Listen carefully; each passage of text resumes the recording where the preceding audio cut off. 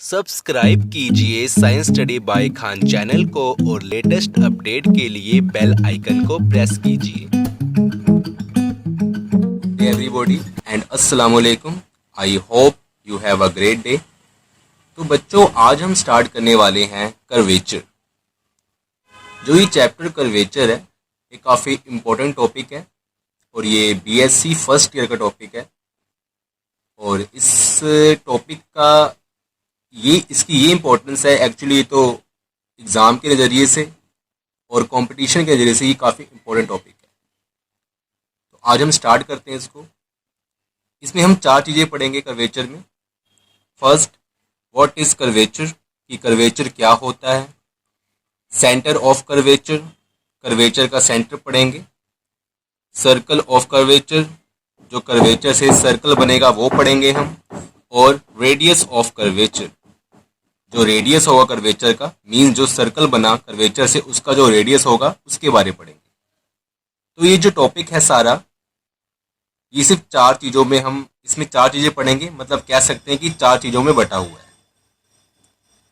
तो सबसे पहले हम बात करते हैं कि कर्वेचर होता क्या है। कर्वेचर को अगर हम हिंदी में बात करें तो उसको बोलते हैं वक्रता। और ऐसी कोई भी ज्योमेट्रिक फिगर होती है जो मुड़ी हुई हो, जो बेंड हो, उसको हम बोलेंगे कर्वेचर। स्ट्रेट लाइन है कोई, वो एक डिफरेंट थिंग है, बट अगर हम स्ट्रेट लाइन को थोड़ा सा मोड़ देते हैं तो वो कर्वेचर में तब्दील हो जाती है। तो इसका मीन क्या हुआ कि कोई भी ऐसी थिंग, कोई भी ऐसी चीज जो मुड़ी हुई हो, जो बेंड हो, उसको हम क्या बोलेंगे, कर्वेचर। फॉर एग्जाम्पल, जैसे कि मैंने यहां पर ये बनाया कर्वेचर, ये पिंक कलर से, ये सब क्या कर्वेचर है। अब देखो, ये जो कर्वेचर है, ये जो कर्व है, एक्चुअली ये जो कर्व है, ये कर्व है सारी, ठीक है। ये जो कर्व है, इसका जो कर्वेचर है एज कंपेयर टू दिस कम है, उससे ज्यादा इसका कर्वेचर है, उसके ज्यादा इसका कर्वेचर है, उससे ज्यादा इसका, और इसका तो काफी ज्यादा है, मतलब ये कांस्टेंट है। तो इसका मतलब हमारा मीन क्या हुआ कि इस सीरीज में जो हमारा कर्वेचर है वो इस डायरेक्शन में इंक्रीज हो रहा है। और ये जो सर्कल होता है, कोई सर्कल, उसका जो कर्वेचर होता है, मतलब एवरी पॉइंट में जो उसका कर्वेचर है वो क्या होता है, कांस्टेंट। ओके, तो ये देखो, ये एक कर्व है, इसका कर्वेचर कम है। ये दूसरी कर्व है, इसका कर्वेचर इस कर्व से ज्यादा है, और इसका उससे ज्यादा, इसका उससे ज्यादा, इसका उससे ज्यादा, और इसका एवरी पॉइंट पे कांस्टेंट है। तो ये क्या है, हमारा कर्वेचर। किसका कर्वेचर, कर्व का कर्वेचर। ओके, तो आपने यहां पर एक पॉइंट पे ध्यान रखना है कि किस कर्व का कर्वेचर ज्यादा है, कि जो कर्व है वो कितनी मुड़ी हुई है। तो जिस कर्व जो जितना मुड़ी होगी उसका कर्वेचर उतना ज्यादा होगा। और वैसे ही अगर हम एक कर्व के ऊपर उसके कर्वेचर पे हम अगर दो पॉइंट लेते हैं, जैसे कि मैंने यहाँ पर ये वाला पॉइंट और ये वाला पॉइंट लिया है, और इस पॉइंट को हम कंटिन्यू करते हैं तो एक सर्कल बनता है। ठीक है, मैंने क्या किया, जैसे कि इस टाइप की एक कर्व है, मैंने उस कर्व पे काफी नियरेस्ट दो पॉइंट लिए और उसको मैंने कंटिन्यू किया, तो उससे क्या बनेगा, एक सर्कल बनेगा। और यहां से लेके यहां तक ये क्या है, रेडियस ऑफ कर्वेचर, ये क्या है, सेंटर ऑफ कर्वेचर, और ये क्या है जो इसकी बाहरली सतह है, ये है सर्कल ऑफ कर्वेचर। अब आगे देखते, एक और हम देखते हैं डायग्राम। तो यस स्टूडेंट, अब जैसे कि ये कर्व है, इसका कर्वेचर इस कर्व के अकॉर्डिंग, ये वाली कर्व के अकॉर्डिंग काफी ज्यादा है, और इसका जो सर्कल बना है वो छोटा बना है एज कंपेयर टू दिस। तो इससे हमें क्या चलता है पता, कि जिस कर्व का कर्वेचर जितना ज्यादा होगा उसका रेडियस ऑफ कर्वेचर उतना ही कम होगा, और उसका जो सर्कल है वो भी छोटा बनेगा। जैसे कि अगर हम इस कर्व का कर्वेचर बनाएं, मींस अगर इस पे हम 2 पॉइंट ले लेते हैं काफ़ी नियरेस्ट और इसको हम कंटिन्यू करें तो ये सर्कल काफ़ी छोटा बनेगा, तो इसका जो रेडियस होगा वो भी काफ़ी कम होगा। अगर हम इस कर्व के ऊपर 2 पॉइंट ले लेते हैं और इसको हम कंटिन्यू करते हैं तो इसका जो रेडियस होगा वो as compare to this curve ज़्यादा होगा। तो इससे हमें ये चलता पता कि जितना ज़्यादा कर्व होगा, मींस जितना ज़्यादा कर्वेचर होगा और उससे जो सर्कल बनेगा उसका रेडियस उतना ही कम होगा। तो जो हमने अभी पीछे बातें करी हैं उससे हमें ये चल गया पता कि जो हमारा कर्वेचर है वो इनडायरेक्टली प्रोपोर्शनल टू किसके है, 1 रेडियस ऑफ कर्वेचर। मींस जो हमारा कर्वेचर है वो इनडायरेक्ट प्रोपोर्शनल टू मतलब किसके है, रेडियस ऑफ कर्वेचर के। मींस अगर रेडियस ऑफ कर्वेचर बढ़ रहा है तो जो कर्वेचर है वो छोटा होगा। मींस जो दो हमने पॉइंट सेलेक्ट किए हैं एक कर्व के ऊपर और उससे जो बन रहा है, मतलब जैसे जितना बड़ा कर्वेचर होगा उसका रेडियस उतना कम होगा। इससे ही हमें ये चलता है पता। और in this topic pay attention only 2 things. इस टॉपिक में अब हम क्या करेंगे, सिर्फ 2 चीजों को ध्यान में रखेंगे। फर्स्ट है radius of curvature and second है सेंटर ऑफ कर्वेचर। हमने सिर्फ 2 चीजों को ध्यान में रखना है, first radius of curvature, second centre of curvature. और इसके अकॉर्डिंग फिर इसको हम कंटिन्यू करेंगे। अगर ये 2 चीजें हमें ध्यान में है तो इससे हम सर्कल ऑफ कर्वेचर भी फाइंड कर सकते हैं। तो हमने आगे जितने भी फॉर्मूले करने हैं वो इन दोनों के बेस में करने हैं। हमने इन दोनों के फॉर्मूले को ध्यान में रखना है और आगे जो हमारा काम अपने आप बन जाएगा। और इस टॉपिक में क्या है कि अगर कर्वेचर है वो बढ़ रहा है तो रेडियस कम हो रहा है, अगर जो कर्वेचर है वो कम हो रहा है और जो रेडियस है वो बढ़ रहा है। तो अच्छा बच्चों, अब हम देखते हैं ज्योमेट्रिकल इंटरप्रिटेशंस ऑफ कर्वेचर। तो इसमें मैंने क्या किया है यहाँ पर कि मैंने एक एक्स वाई प्लेन ले लिया, कार्टेशियन प्लेन हमने ले लिया। यहाँ पर हमने क्या किया, एक कर्व ले लिया जो मैंने ऑरेंज कलर से रिप्रेजेंट किया है, एक कर्व ली है और इस कर्व के ऊपर हम पॉइंट लेते हैं। ये है ए पॉइंट, ये बी, ये पी, ये क्यू पॉइंट। ओके, अब हम क्या करते हैं, और ये जो कर्व है हमने मान लिया इसका जो नाम है वो y equal to F x है, तो इसको ये कर्व को हमने रिप्रेजेंट कर दिया y equal to F x से। अब हम क्या करते हैं, हमने जो P पॉइंट लिया कर्व पे वहां पर हमने एक टेंजेंट ले ली। ठीक है, ये टेंजेंट जो मैंने ग्रीन से डॉट लाइन से मैंने इसको बनाया है यहाँ पर, और ये कहाँ कट रही है, एक्स एक्सिस पे। जहां ये एक्स एक्सिस पे काट रही है वहां मतलब इंटरसेप्ट कर रही है अपने एक्स एक्सिस को, तो वहां पर जो एंगल है वो हम कर लेते हैं साई। ओके, साई। और एक और पॉइंट लिया हमने क्यू, और क्यू जो हमने पॉइंट लिया है उस पर भी हमने एक टेंजेंट बनाना है। वो टेंजेंट कहाँ कटेगा, यहाँ पर एक्स एक्सिस पे, तो ये कितना इसका एंगल होगा, psi plus del psi. Okay, अब हमने क्या करना है इसके बाद कि हमने पी पॉइंट पे एक परपेंडिकुलर लेना है। ठीक है, पी पॉइंट पे हमने परपेंडिकुलर लेना है लाइक दैट, ये रहा परपेंडिकुलर। तो हमें ये पता है कि perpendicular on a tangent point is normal to the point on the curve, कि अगर हम टेंजेंट पॉइंट पे परपेंडिकुलर लेते हैं तो ये नॉर्मल होता है पॉइंट ऑफ द कर्व। ये पॉइंट जो है इसका नॉर्मल हो गया। ओके, तो हमने परपेंडिकुलर लिया तो इसका क्या नॉर्मल ले लिया हमने, पी पॉइंट का एक नॉर्मल है ये। सिमिलरली हमने क्यू पॉइंट पे, तो इसको हम एक नाम दे देते हैं पहले। यहाँ पर सबसे पहले तो हम नाम देते हैं, हमने नाम दे दिया सी पॉइंट। ओके, इसके बाद क्या करना है, हमने क्यू जो पॉइंट है हमारा, यहां पर भी हमने सेम एक परपेंडिकुलर ले लिया। ठीक है, और ये जो परपेंडिकुलर लिया है और ये मतलब जहां ये इंटरसेक्ट कर रहा है इसको हमने नाम दे दिया है एन। और जो ये एंगल है, ये जो एंगल है ये कितना है हमारा, डेल साई। ओके, अब इतनी बात हमारी होगी। अब ये हमारा जो ज्योमेट्रिकल इंटरप्रिटेशन उसका कर्व है, ये हमारा जो कर्वेचर है ये हमारा बन चुका है। अब देखते हैं इसकी कुछ मैथमेटिकल फॉर्म। तो यस स्टूडेंट, जो ये हमने ये बनाया है ज्योमेट्रिकल इंटरप्रिटेशन ऑफ कर्वेचर, हमने जो बनाया है ये, इसका क्या, जो ये एपी है हम मान लेते हैं, ये एपी कितना, एपी इक्वल टू एस है, और जो ये पी क्यू है, पी क्यू कितना है, डेल एस है, और उसके बाद जो हमारा एंगल पी एन क्यू है, पी एन क्यू कितना है हमने लेट किया था डेल साई। ओके, अब इसके बाद हमने क्या करना है, व्हेन क्यू अप्रोच पी, जब क्यू अप्रोच करेगा, इसका मतलब क्या होगा, जब हम क्यू को, जब क्यू इसके पास आएगा, अब देखो जब ये क्यू है ये इसके अगर पास आएगा तो ये जो पॉइंट एन है ये ऊपर बढ़ना शुरू हो जाएगा और ये सी से मैट करेगा। ओके, जब ये क्यू है जो इसको हम पी के पास लेके आएंगे तो ये कुछ ऐसा रोटेट करेगा, और रोटेट कर करके जो ये एन पॉइंट है, देखो ये एन पॉइंट कहाँ था, मान लो इधर था ये, ठीक है, जहाँ ये ब्लैक है सबसे लास्ट जो ये रिवर्सी है, अब इसको हम जब रोटेट कर रहे हैं तो ऊपर जा रहा है पॉइंट, एक जाके सी पॉइंट पे हमारा मिल रहा है।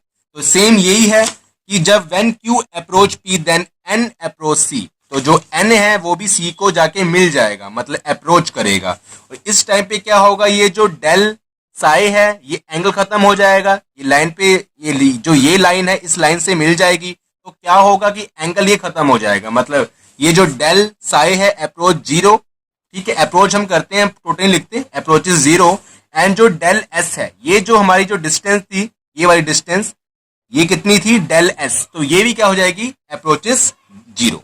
ओके, अब हमने क्या करना है, एक मैथमेटिकल फॉर्म करनी है, del psi upon del s, limit del s approach zero, जब डेल एस अप्रोच जीरो होगा तो ये किस में कन्वर्ट हो जाएगा, d psi upon d s, और ये क्या है, d psi upon d s, ये है curvature of the curve at point p, तो ये जो curvature of the curve at point p, इस पॉइंट पे जो कर्वेचर है वो है एट पॉइंट पी, ध्यान रखना एट पॉइंट पी, क्योंकि ये पॉइंट के हिसाब से चेंज होगा, अगर हम पॉइंट चेंज करेंगे तो कर्वेचर भी चेंज होगा, रेडियस भी चेंज होगा, हर कुछ चीज का जो सेंटर है वो भी चेंज होगा और सर्कल भी चेंज होगा। तो curvature of the curve at point P, जो हमने पी पॉइंट इस जो ज्योमेट्रिकल इंटरप्रिटेशन में हमने लिया है वो हमने लेना है। उसके बाद के इसको हम बोलते हैं के, ये स्मॉल के है, इसको बोलते हैं कापा कैपा, जो आप करते हो प्रोनाउंसिएशन वो ठीक है इसकी, इसको बोलते हैं कापा। ओके, अब यहां तक हमारी बात होगी। और अब क्या है, जो ये 1 अपॉन कापा है इक्वल टू 1 अपॉन कर्वेचर होता है, तो ये जो ये क्या है, कर्वेचर है, हम कह सकते हैं कर्वेचर है, तो 1 अपॉन कापा क्या है, 1 अपॉन कर्वेचर है, और 1 अपॉन कर्वेचर क्या होता है, हमने पीछे पढ़ा था रेडियस ऑफ कर्वेचर। ओके, तो ये हमारी दूसरी बात होगी। हम करते हैं रिमार्क, तो यस स्टूडेंट, अब हम करते हैं remark, when we change the point on the curve then the radius of curvature and the center of curvature and curvature at the every point of the curve is changed। तो अगर हम इस curve के ऊपर, मतलब अगर हम यहाँ पर पॉइंट चेंज करेंगे, ठीक है, अगर हम पॉइंट चेंज करेंगे, जैसे पी पॉइंट है, हमने यहाँ पर कोई पॉइंट ले लिया, तो हमारा radius of curvature, centre of curvature and circle of curvature all totally change हो जाएगा, वो सेम नहीं रहेगा, हर एक पॉइंट पे डिफरेंट डिफरेंट होता है। अगर वो सेम रहा, दूसरा रिमार्क में लिखा हुआ है, when the radius of curvature, centre of curvature and curvature are same at every point of the curve then the curvature is a circle. अगर वो पॉइंट चेंज करने पे भी centre of curvature, radius of curvature and circle of curvature same रहता है, तो वो क्या है, हम उससे एक गेस कर सकते हैं कि वो सर्कल है। जैसे कि अब हमने यहाँ पर डिफरेंट डिफरेंट पॉइंट ले लिए, ठीक है, एक सर्कल है, अगर इसमें हम डिफरेंट डिफरेंट पॉइंट लेते हैं तो इसका सेंटर ऑफ कर्वेचर, तो आप कह सकते हैं यहाँ पॉइंट लिया, सेंटर भी सेम रहेगा, यहाँ पॉइंट लिया, सेंटर सेम रहेगा, रेडियस भी सेम रहेगा, ठीक है, और सर्कल भी सेम रहेगा। तो अगर ऐसा केस बनता है कि उसमें हमारे पॉइंट चेंज करने पर भी अगर वो सब तीनों चीजें सेम रहे, रेडियस, सेंटर एंड सर्कल, तो वो चीज क्या है, वो डायग्राम क्या है, वो ज्योमेट्रिकल इंटरप्रिटेशन क्या है हमारी, वो सर्कल है। और अगर वो चेंज हो रहे हैं तो वो क्या है, कर्वेचर है। तो यस स्टूडेंट, जो रेडियस ऑफ कर्वेचर को हम जो डिनोट करते हैं वो करते हैं इस साइन से, इसको बोलते हैं रो, रो वो नहीं रोने वाला, rho. Okay, and rho equal to 1 upon curvature, और कह सकते हैं 1 अपॉन कापा। तो अब हम बात करते हैं फॉर्मूले के बारे में, कि इससे हम जो radius of curvature, centre of curvature और सर्कल ऑफ कर्वेचर के बारे में हम फॉर्मूले पढ़ेंगे। तो फॉर्मूले क्या हम वो देखते हैं। Formula for radius of curvature, let curve, हमने एक कर्व लेट करी, जैसे कि हमने वो ज्योमेट्रिकल इंटरप्रिटेशंस में हमने देखा था, एक कर्व हमने ऑरेंज कलर से एक लेट करी, उसको हमने नाम दिया था y equal to F x. Okay, Cartesian curve है ये, and y equal to F x be a curve and let tangent of curve at point P makes angle psi with x axis. तो हमने क्या देखा था कि हमने जो टेंजेंट बनाया था पॉइंट P पे, उसने x एक्सिस के साथ उसने साई का एंगल बनाया था। Then by the definitions of derivative, तो बाय डेफिनेशंस ऑफ डेरिवेटिव से क्या होगा, dy upon dx equal to tan psi, ये हमें सबको पता है, dy upon dx equal to tan psi. अब हमने आगे क्या करना है, तो अब हमने क्या करना है कि dy अपॉन dx से हमने निकालना है d2y अपॉन dx2, जो ये dx स्क्वायर, जो ये d square y upon dx square निकालना है, तो ये क्या बन जाएगा, secant square x into D psi upon dx, ये बन गया। इसको हम जो सीकेंट स्क्वायर साई को हम क्या लिख सकते हैं, 1 plus tan square Sai into D psi upon ds into ds upon dx। Okay, यहाँ तक कंप्लीट हो गया, हमने कुछ नहीं किया, डी साई और dx को हमने क्या लिख दिया, D psi upon ds and into ds upon dx। अब हमने क्या करना है आगे, कि जो ये tan साई है, tan साई की जो वैल्यू है वो है dy अपॉन dx, हमने वो वैल्यू यहाँ पुट कर दी, ये बन गया 1 प्लस dy अपॉन dx का होल स्क्वायर इंटू, और ये वैल्यू किसकी इक्वल थी, कापा के इक्वल थी। ओके, तो ये हो गया कापा इंटू, और ये जो है ds अपॉन dx, ये क्या है, arc length from P to Q, तो इसको हम आगे पढ़ेंगे, लेकिन यहाँ पर हम इसको डिटेल में नहीं करेंगे। ये क्या होता है, ये लेंथ होती है, और ये किसके इक्वल होती है, whole root 1 plus dy upon dx का होल स्क्वायर। तो इसको हमने ये वैल्यू यहाँ पुट कर दी, और जो ये कापा होता है ये 1 अपॉन रो के इक्वल होता है। तो आगे हमने नेक्स्ट लाइन में हमने क्या किया, वहां 1 अपॉन रो लिख दिया, और उसके बाद क्या किया, हमने ये रो को यहाँ भेज दिया और इसको नीचे ले आए, और ये बन गया 1 प्लस dy अपॉन dx का होल स्क्वायर 3 अपॉन 2 इसकी whole power upon d square y upon dx square. तो ये हमारा बन गया रेडियस ऑफ कर्वेचर का फॉर्मूला। ठीक है, तो यस स्टूडेंट, अब हम बात करते हैं formula of centre of curvature. हमने रेडियस ऑफ कर्वेचर पहले पढ़ा था, अब हम पढ़ते हैं centre of curvature. Let y equal to F x be the given curve and C को हमने क्या किया है, अल्फा बीटा, जो इसके पॉइंट है एक्स वाई वो क्या है, alpha beta, be the centre of curvature at the point p x y. तो ठीक है, at the point p x y, क्योंकि जो हमने पी पॉइंट लिया है उसके जो क्या जो उसके कोऑर्डिनेट्स है वो क्या है, x y of curve y equal to F x, then the value of alpha and beta are given as. ठीक है, तो हमने जो अल्फा और बीटा की वैल्यू क्या लिखी, अल्फा किसके इक्वल होगा, x1 minus D Y upon D X bracket 1 plus D Y upon D X का whole square upon D square Y upon D x square, and जो बीटा है वो किसके इक्वल होगा, beta equal to y1 plus 1 plus D Y upon D X का whole square upon D square Y and upon D x square. तो यहां तक हमारी अल्फा और बीटा की वैल्यू आ गई। अब ये हमारी जो अल्फा और बीटा की वैल्यू हमने मतलब दिए दो फॉर्मूले, एक तो फॉर्मूला कौन सा, formula of radius of curvature, और ये formula of centre of curvature. ये हमने दो फॉर्मूले ध्यान में रखने हैं, ध्यान में रखने हैं।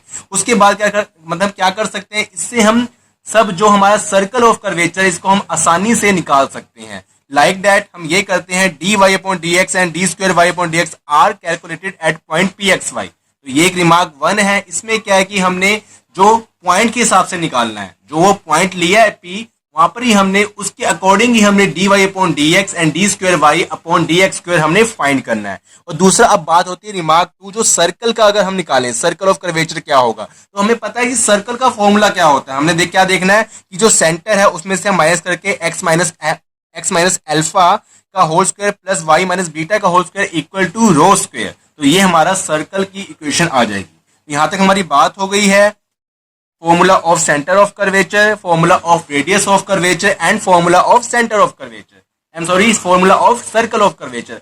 अब हम बात करते हैं, कई बार क्या होता है कि कोई पैरामेट्रिक इक्वेशन आ जाती है। ठीक है, तो कभी क्या होता है कि कोई हमारी पैरामेट्रिक इक्वेशन आ जाती है, तब हम कैसे इसको फाइंड करेंगे इन सब चीजों को। तो जो हमारी इक्वेशन होगी वो कुछ इस टाइप की होगी, पैरामेट्रिक इक्वेशन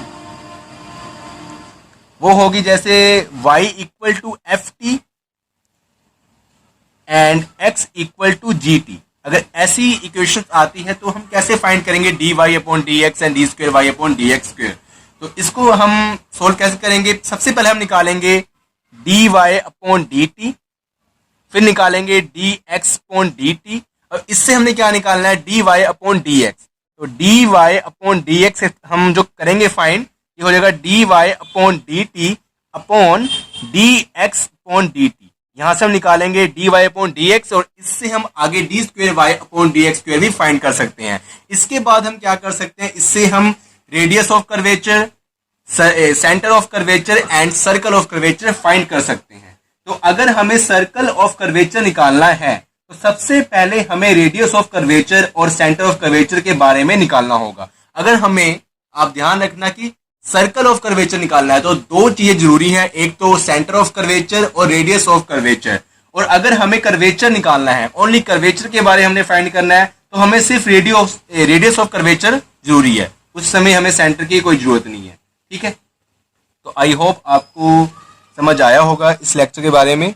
और इसके बाद हम नेक्स्ट लेक्चर में इससे जो रिलेटेड क्वेश्चंस आंसर है, न्यूमेरिकल्स हैं, हम वो करेंगे। तो मिलते हैं फिर नेक्स्ट लेक्चर में। खुदा हाफिज, गुड बाय। और अगर आपको ये वीडियो अच्छी लगी हो तो उसको लाइक जरूर कीजिएगा, शेयर कीजिएगा और मेरे चैनल को सब्सक्राइब जरूर कीजिएगा। Thank you so much, good bye.